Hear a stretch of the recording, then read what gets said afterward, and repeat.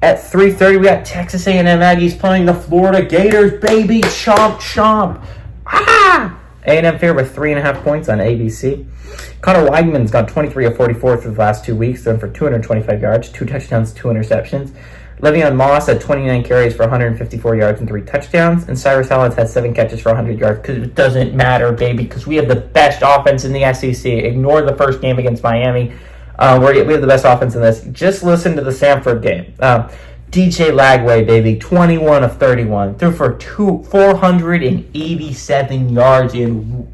Well, not really, because he got some of the yards in the end of the Miami game. But a lot of those yards came in the Samford game. 3 touchdowns, 1 interception. Montreal Johnson Jr. has had 26 carries for 173 yards and 3 touchdowns. And Eugene Wilson III has had 13 catches for 191 yards and a touchdown. Texas A&M is 3-3 against Florida all time. Last game did go to Florida in 2022. Texas A&M is better in one-possession games. They're 2-1 in one-possession games. And A&M is 1-1 in the swamp. So it's not great. I think what I'm really excited about here is, obviously, this is a big game for the Florida Gators, in my eyes, right? They played a bad game against Miami week 1 at home, but that looks like a really good Miami team, right? That looks like a Miami team that could easily be competing for a playoff spot this year, right?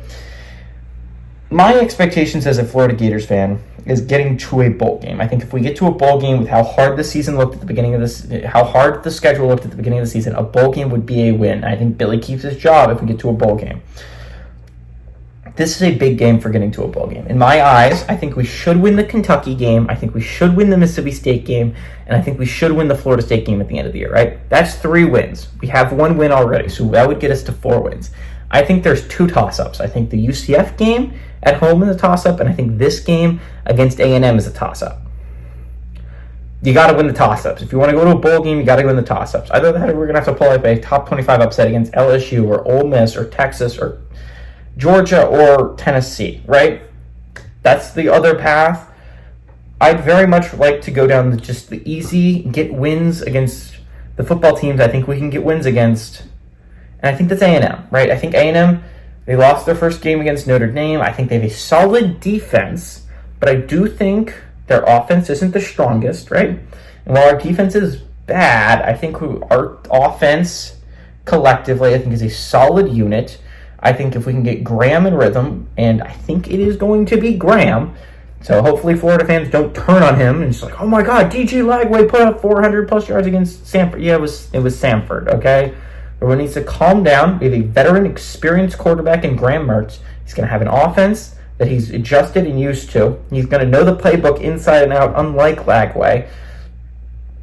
And we have some offensive playmakers. If we just calm down and we have a solid offense, we should win this football game. We're 3.5-point dogs at home. I think we're better than that. I think Florida is the better football team here.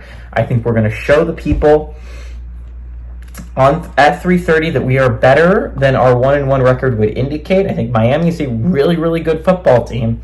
And I think Florida is a little bit better than that record indicates, a little bit better than what people think that we are. I like the Gators to win and cover at home.